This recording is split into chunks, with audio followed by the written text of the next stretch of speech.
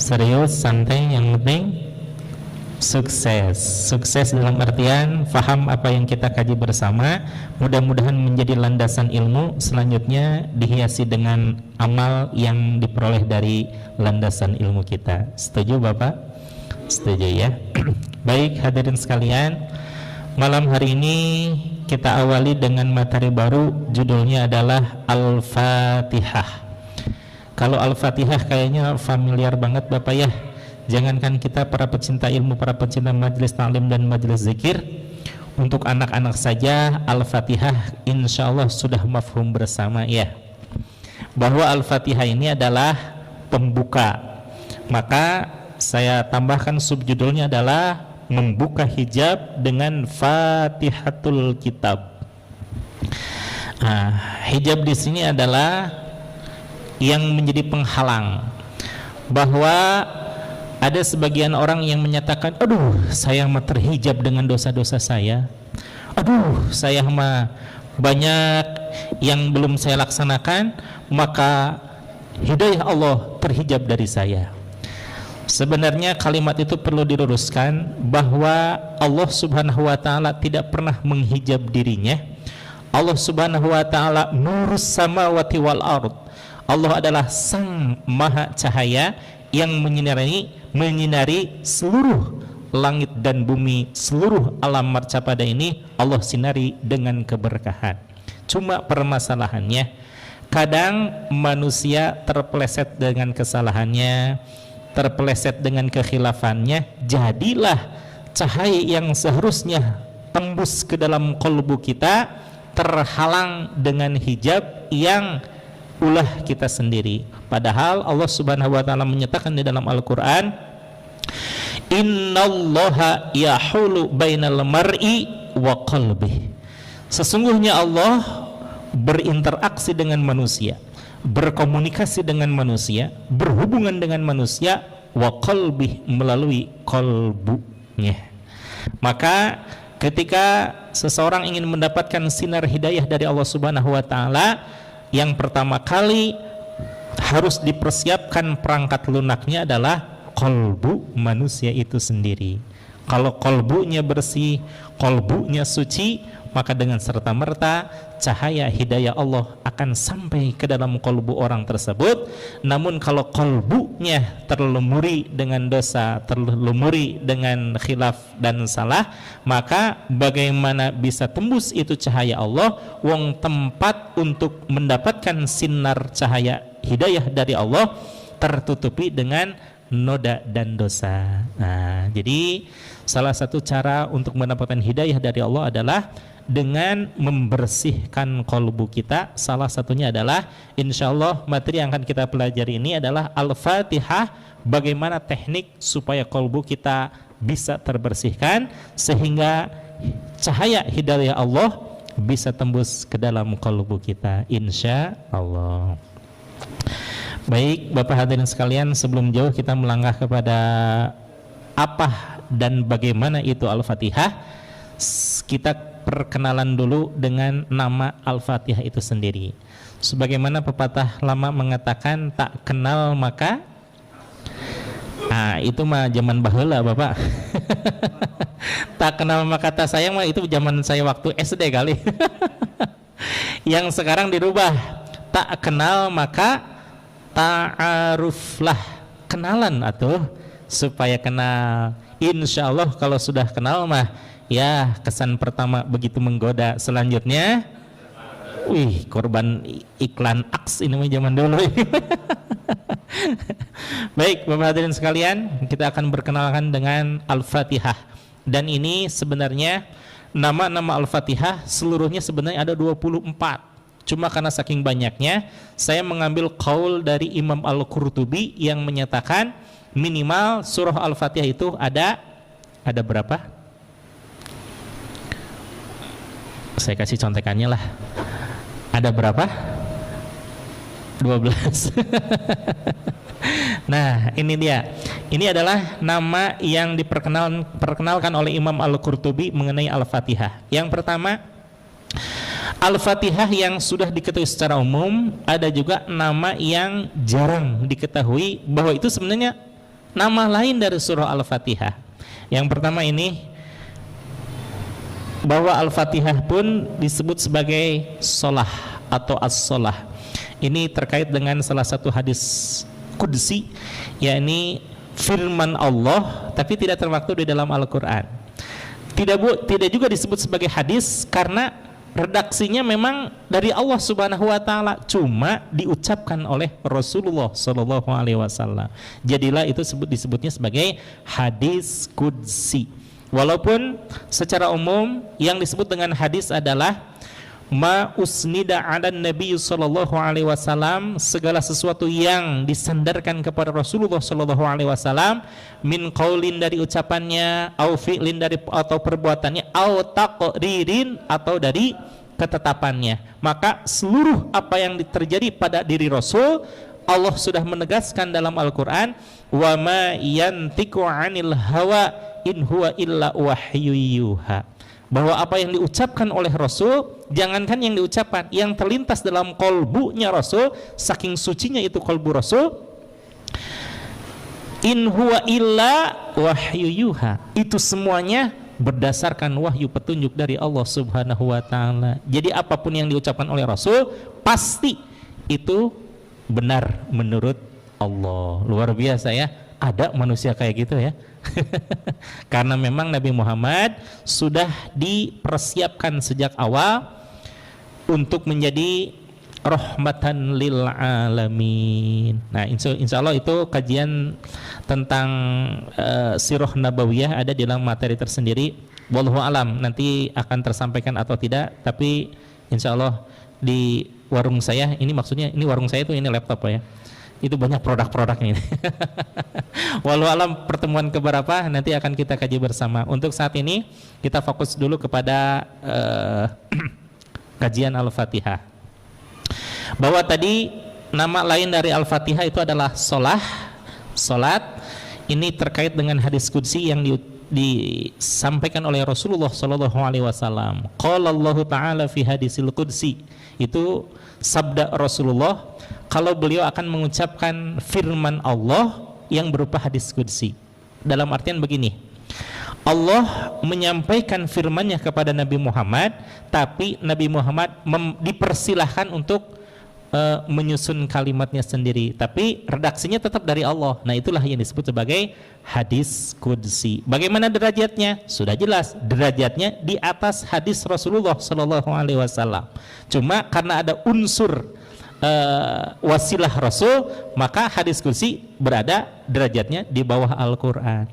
Al-Quran 100% mutlak benarnya, hadis qudsi 100% mutlaknya, tapi tetap di bawah Al-Quran karena ada unsur manusianya. Sedangkan Nabi Muhammad walaupun itu mutlak semuanya petunjuk dari Allah, tetap di bawah hadis qudsi. Baru nanti di bawahnya ada qaul ulama, ijma, qiyas, madhabus sahabi, syar'u man qablana, al-istishab, maslahatul mursyarah, syar'u man qablana, dan lain sebagainya. Ada 10 nanti, ada 10 sumber hukum di dalam Islam. Itu pun nanti ada di dalam materi tersendiri, yakni usul fikih, insyaallah. Nah, dikatakan sebagai nama lain dari surat Al-Fatihah yang pertama as-solah, ini hadis qudsinya adalah nanti insya Allah di slide ke-5 akan kita pelajari juga, bahwa Allah menyatakan qasamtus sholah kismaini, aku membagi. Nah, kalau mendengar kata sholah itu artinya sholat atau apa itu? Kalimatnya sholat, tapi pengertiannya itu adalah Al-Fatihah. Allah menyatakan qasamtus sholah kismaini, aku membagi Al-Fatihah ini 2 bagian. Kismun li, kata Allah, wa kismun li abdi. Ada satu bagian Fatihah yang khusus, itu adalah wilayahku, kata Allah, manusia tidak boleh menginjak wilayah tersebut. Wa kismun li abdi, dan sebagian itu adalah wilayah untuk hamba-hambaku. Wa li abdi ma sa'ala, untuk hamba-hambaku terserah dia mau minta apa, mau mengajukan permohonan apa, ma sa'ala, terserah apa yang dia kehendaki. Insyaallah ud'uni astajib lakum, kata Allah, mintalah kepadaku maka pasti akan aku kabulkan. Nah, ini yang pertama as-sholah.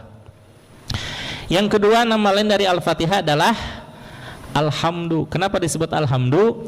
Karena sebagian dari rukun sholat yang tidak boleh ditinggalkan adalah Al-Fatihah. Dan Al-Fatihah ini kalimatnya an ikhtilaf, itu bismillah itu nanti ikhtilaf, akan kita pelajari pula di slide-slide berikutnya. Masukkah bismillah kepada surah Al-Fatihah? Kira-kira menurut Bapak, bismillah termasuk surat Al-Fatihah apa bukan? Ah, luar biasa ini. Langsung ya, surat Pak. Insya Allah nanti akan kita pelajari di slide berikutnya juga.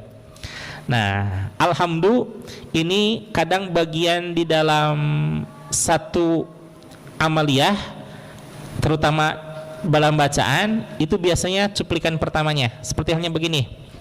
Bapak masih ingat dengan juz yang ke-30 disebut apa? Juz amma ya, juz amma. Kenapa disebut juz amma? Karena lafaz pertama di dalam surah An-Naba itu adalah lafaznya amma.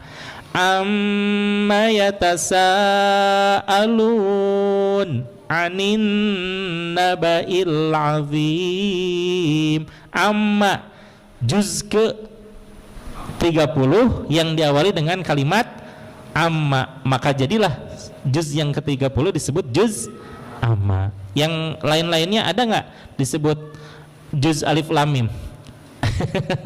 Bisa aja, tapi tidak umum. Tapi khusus yang juz ke-30 disebutnya juz amma. Yang ketiga, Fatihatul Kitab. Nah ini salah satu judul yang saya jadikan sebagai subjudulnya adalah Fatihatul Kitab. Fatihah itu adalah pembuka. Fatahayat tahu fathan. Orang Jakarta tahu persis pangerannya siapa yang menjadikan nama Jakarta? Pangeran Jayakarta ya. Pangeran Jayakarta itu adalah disebut juga Sultan Al-Fatih, yang pembuka. Maka fathan itu adalah masdar yang artinya adalah pembuka. Fatihatul Kitab artinya pembuka kitab. Apa yang dimaksud dengan kitab? Kitab di sini adalah Al-Qur'an. Maka Al-Fatihah nama lainnya pun adalah Fatihatul Kitab, pembuka kitab, yakni surah pertama di dalam susunan Al-Qur'an. Kemudian yang keempat, nama lain dari Al-Fatihah adalah Ummul Kitab. Kitabnya sama pengertiannya Al-Qur'an, Ummul. Ini Islami banget ya. Hampir semuanya faham apa yang disebut dengan Ummul. Masih ingat apa itu Ummul? Kalau anak-anak sekarang nyebutnya tidak emak lagi, ma. Sebetulnya apa sekarang? Umi adalah ibu, atau dalam bahasa yang lain adalah induk. Ummul Kitab adalah induk dari Al-Quran. Inti dari Al-Quran adalah Al-Fatihah. Nah, jadi begitu banyak Al-Quran yang terdiri dari 30 juz, 114 surat, dan berapa ayat? Berapa? 30 juz, 114 surat, berapa ayat?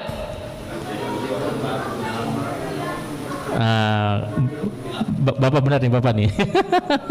Ragu-ragu mau jemput 6.666 ya. Metode penghitungannya Al-Fatihah 7 ayat, terus Al-Baqarah sampai An-Nas 6 ayat, di jumlah. Ternyata dengan metode sedang seperti itu, jumlah ayat dalam Al-Quran sebanyak 6.236 ayat. Nah, dengan metode penghitungan seperti itu, maka Ummul Kitab di sini yang menjadi induk dari seluruh surat-surat Al-Quran terdapat dalam Al-Fatihah. Maka karena saking menjadi induknya itu Al-Fatihah, seseorang membaca melaksanakan sholat, andaikan salah satu surat ba'da Fatihah salah, membatalkan sholat tidak? Tidak. Tapi kalau Fatihahnya salah, batal. Kenapa?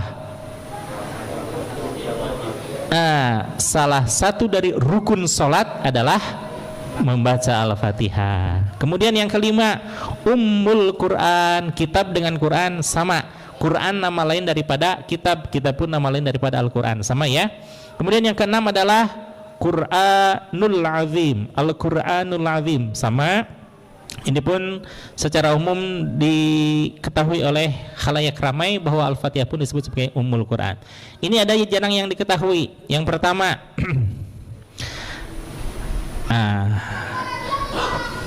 di sini kurang jelas, cukup jelas ya. Al-asas, asas itu apa? Dasar. Dasar dari Al-Quran itu adalah intinya ada di dalam Al-Fatihah. Kemudian yang nomor ke-8 disebut juga sebagai Al-Mathani. Di dalam hadis sering tersebut Sab'ul Mathani. Masih ingat artinya? 7 ayat yang diulang-ulang. Nah, itu Al-Fatihah itu 7 ayat yang diulang-ulang. Dan karena saking seringnya diulang-ulang di murojaah, anak-anak kita tanpa khusus menghafal Al-Fatihah, mereka lancar nggak bacaan Fatihahnya? Lancar. Kenapa? Diulang-ulang. Santri tahfidzul Quran yang pasti hafal itu juz 1 sampai juz 30. Kenapa? Juz 1 dan juz 30 paling sering diulang-ulang. Adapun yang pertengahannya itu aduh gimana ya? Nah, itu santri tahfidz itu ya. Karena sering diulang-ulang, maka nempel di dalam hati dan juga di dalam akalnya. Yang ke-9, Al-Fatihah pun disebut sebagai Asy-Syifa. Ini Asy-Syifa hampir sama dengan Ar-Ruqyah nih ya. Kalau Asy-Syifa ini penyembuh secara zahiriyah, kalau Ar-Ruqyah penyembuh secara batiniyah.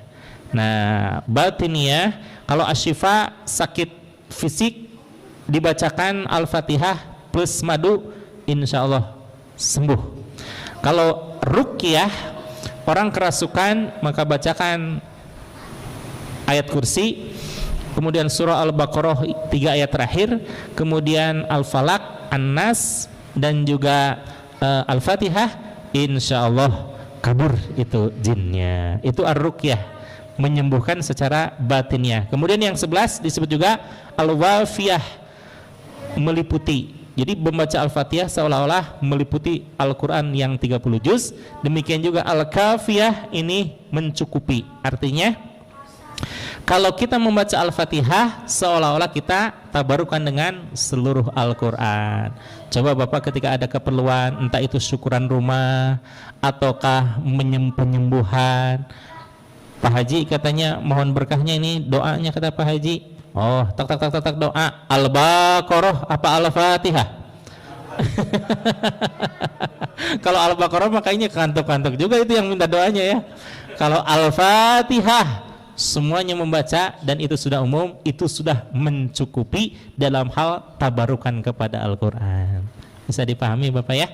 Jadi sebenarnya nama lain dari Al-Quran itu banyak, ada 24. Cuma yang paling umum pendapat yang disampaikan oleh Imam Al-Qurtubi bahwa Al-Fatihah itu nama lainnya ada 13. Baik, kita sekarang mengkaji dari hadis Rasulullah SAW tentang Al-Fatihah. Di sini dikatakan ada hadis tentang sholah. Nah, awwalu ma yuhasabul abdu yaumal qiyamah as-sholah. Ini the law of causality ya, hukum sebab akibat. Bagaimana Fatihah menjadi sebab dari keabsahan sholat, dan sholat menjadi ukuran tolak ukur dari kesempurnaan akhlak seseorang. Di sini dikatakan oleh Rasulullah SAW, awwalu ma yuhasabu bihil abdu yaumal qiyamah as-sholah, bahwa yang pertama kali dihisab di yaumul qiyamah terhadap seseorang adalah bukan zakatnya, bukan puasanya, bukan zikirnya, bukan taklimnya, tapi salatnya. Karena memang as-salatu imaduddin, salat adalah tiangnya agama. Faman aqamaha faqad aqamadin. Barang siapa yang menegakkan salat, sudah pasti dia menegakkan agamanya. Tapi sebaliknya, waman tarakaha faqad hadamadin. Orang yang berani coba-coba meninggalkan sholat, sungguh dia telah meruntuhkan agamanya. Maka ketika nanti di padang mahsyar, yang Allah periksa, yang Allah tanyakan, yang Allah teliti, yang Allah hisab, itu bukan apa-apanya, tapi sholatnya. Idza sholahat sholahas sairu amaluhu. Apabila sholatnya sempurna, dilaksanakan wudunya betul-betul dijaga tentang rukun dan syaratnya. Kemudian adab masuk masjidnya dijaga. Kemudian pelaksanaannya pun di masjid atau musola, dan pelaksanaannya pun awal waktu secara berjamaah lagi. Ini sempurna banget orang melaksanakan sholat. Maka Allah sudah tidak memeriksa lagi amalan-amalan yang lain. Lah, ini sholat yang begitu berat saja dijaga ini sama orang-orang. Maka seluruh amalannya pun sudah dianggap sempurna dan istimewa oleh Allah Subhanahu wa taala. Tapi sebaliknya, ada orang yang sosialnya ramah sama tetangga, peduli sama kehidupan sosial, dan pokoknya mah kalau untuk urusan sosial is number one lah. Tapi begitu ini giliran sholat, kenapa ini bolong-bolong kata malaikat ini? Seminggu dilaksanakan 3 hari bolong ini teh. Kenapa anak orang ini dia? Maka ibarat kata, walaupun amalannya begitu sempurna, istimewa akhlaknya dan lain sebagainya, tapi kalau sholatnya yang menjadi syarat utama kehidupan ihsan atau tidaknya seseorang di hadapan Allah bolong, maka wa idza fasadat fasada sairu amaluhu. Andaikan sholatnya jelek, rusak, tidak sempurna, maka Allah menganggap semuanya amalnya rusak, tidak diterima oleh Allah Subhanahu wa taala. Ini hukum kausaliti. Diterima atau tidaknya seseorang amalnya tergantung pada salatnya, dan sempurnanya salat salah satunya tergantung apanya? Di bawahnya, hadis di bawah nih, tergantung pada Fatihahnya. Ada hadis yang menyatakan la salata liman lam yaqra bi Fatihatil kitab. Ini kalimatnya bukan lagi tidak sempurna atau tidak sah, tidak sempurna salatnya, bahkan pengertiannya tidak sah salatnya. Berarti kalau tidak sah artinya apa? Batal, tidak diterima, betul-betul rusak itu salatnya. La salata liman lam yaqra bi Fatihatil kitab. Tidak sah salatnya seseorang yang tidak membaca Al-Fatihah. Tidak membaca ini dalam artian entah memang betul-betul kelewat Al-Fatihahnya, atau memang dibaca sih dibaca, tapi tidak sempurna bacaannya. Bagaimana bacaan Fatihah yang tidak sempurna? Mohon maaf, ada salah satu tetangga saya, tidak saya sebutkan namanya dan tidak saya sebutkan alamatnya, ketika membaca Al-Fatihah, kalau berhadapan kayak gini, talaki betul, bismillahnya terjaga, bismillahirrahmanirrahim, dan seterusnya sampai amin. Tapi ketika ngimamin, tasdidnya hilang, bismillahirrahmanirrahim. Ada tasdidnya nggak itu? Tidak ada. Sedangkan di dalam kitab fikih Safinatun Najah, kitab fikih dasar yang dipakai literatur hampir semua pesantren, syarat sahnya pembacaan Al-Fatihah salah satunya adalah dengan sempurnanya tasdid. Itu yang pertama. Yang kedua, ada yang lebih fatal lagi dari itu, yakni tasdidnya dihilangkan. Ini sering terjadi kepada anak-anak SD orang Sunda yang sedang ngahalang lagu Sunda. Manuk dadali, manuk panggagahna, dan seterusnya. Kalau dimasukkan ke dalam Fatihah, mohon maaf ya, ini contoh saja. Manuk dadali, manuk panggagahna, iyyaka na'budu wa iyyaka nasta'in. Ada nggak tasdidnya di situ? Tidak ada. Fatalnya lagi, jangankan menghilangkan kalimat, menghilangkan tasdid bisa berubah makna itu. Kalau kita menyebutkan iyyaka na'budu wa iyyaka nasta'in, itu sempurna. Ya Allah, hanya kepadamu lah ya Allah kami beribadah, wa iyyaka nasta'in, dan hanya kepadamu lah ya Allah kami mohon pertolongan. Tapi kalau dihilangkan tasdidnya, na'udzubillah tsumma na'udzubillah, yang tadi kalimat tauhid kalau dihilangkan tasydidnya menjadi kalimah musyrik. Iyyaka na'budu wa iyyaka nasta'in, hanya kepada sinar matahari kami menyembah dan hanya kepada sinar matahari kami mohon pertolongan. Jadi agamanya apa itu? Majusi atau Sinto ya. Majusi penyembah api, Sinto penyembah matahari. Kan kita mah hidup di Cilengsi, kenapa jauh-jauh ke Jepang gitu? Karena salah dalam mengucapkan Fatihah, tasydidnya itu. Maka dulu ketika saya di pesantren, ketika awal masuk kelas tahfidz, yang diutamakan itu pembacaan Fatihah dan tahiyat. Kalau Fatihah sudah mafhum semua ya. Kalau tahiyat ini kadang kehilangan tasydidnya. Harusnya at-tahiyyatul mubarakatus sholawatut thayyibatu lillah dan seterusnya. Kadang orang menganggap sepele, mengenteng-entengkan itu kalimat at-tahiyyatul mubarakatus sholawatut thayyibatu lillah. Ada tasydidnya nggak itu? Ditajong itu tasydidnya itu, ngegorolong, nggak ada tasydidnya. Maka yang utama adalah pembacaan Al-Fatihah dan juga tasyahudnya itu. Dalam hadis yang lain ini kalimatnya sama Bapak. Kalau ini kan tidak sah ya, artinya kalau yang dalam hadis yang lain tidak sempurna. La sholata li jaril masjidi illa fil masjid. Kalimat nafiahnya sama, menggunakan kalimat lam alif la, tapi maknanya beda. Kalau ini mah tidak sah. Kalau la sholata li jaril masjidi illa fil masjid, bukan tidak sah, tapi tidak sempurna sholatnya orang yang dekat ke masjid, tetangga-tetangga masjid, illa fil masjidi, kecuali pelaksanaan sholatnya harus di masjid. Walaupun dia berjamaah, walaupun dia tepat pada waktunya, tapi selalu di rumah saja. Rasul menyatakan la sholata, tapi la sholata di sini artinya beda dengan tidak sah sholatnya. Sah nggak sholat di rumah? Sah, tapi Rasul menyatakan apa artinya tadi?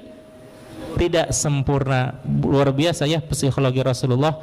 La di sini kok beda pengertian tersebut? Itu nanti ada ilmu tersendiri, itu yang disebut dengan ilmu sorof, nahu, dan arud, ma'ani, bayan, dan lain sebagainya. Kita mah yang matang-matangnya aja lah gitu. Nah ini jadi hidup baik dan buruknya kita nanti di akhirat tergantung apanya? Hukum kausaliti tergantung kepada sholatnya. Dan sholat kita sempurna atau tidaknya salah satunya diakibatkan oleh Al-Fatihah. Kayaknya sepele gitu Al-Fatihah ya, ternyata urusannya panjang, terkait dengan sholat, terkait dengan amaliyah, terkait dengan kualitas kita di hadapan Allah Subhanahu wa taala. Subhanallah, alhamdulillah. Makanya kita bersyukur masjid ini penuh dengan kegiatan taklim dan amaliyah yang lain, karena itulah yang akan menjadi menyempurnakan ilmu dan amal kita. Mudah-mudahan senantiasa selamanya istiqomah, amin. Dan ini akan kita pelajari hadis lagi. Di sini hadis yang menyatakan mulai menukik kepada Al-Fatihah ya. Rasulullah Shallallahu Alaihi Wasallam menyatakan, qala alaihi salatu wassalam, bersabda Rasulullah Shallallahu Alaihi Wasallam, Inna Allah Ta'ala, sesungguhnya Allah Subhanahu Wa Ta'ala, anzala alayya, dia telah menurunkan kepada saya, suratan lam yanziluha ala ahadin, satu surat yang belum pernah diturunkan kepada minan nabiyyina wal mursalin, para nabi dan para rasul, min qabli, sebelum aku. Jadi Fatihah ini khusus untuk siapa? Untuk Rasulullah Shallallahu Alaihi Wasallam. Padahal Rasul diutus di akhir zaman. Nabi ada berapa Bapak? Luar biasa ini. Nabi dan Rasul banyak banget. Secara keseluruhan Nabi itu ada 100. Halo. Saya kasih contekan lagi 124.000. Banyak apa banyak banget itu? Banyak banget itu ya. Dan Rasul bukan cuma 25. Rasul itu hampir sama dengan sekarang di klaster Ebony ada apa itu? Marat-marat gitu apa? 212. Itu jumlah Rasul di atasnya sedikit. Berapa? 313.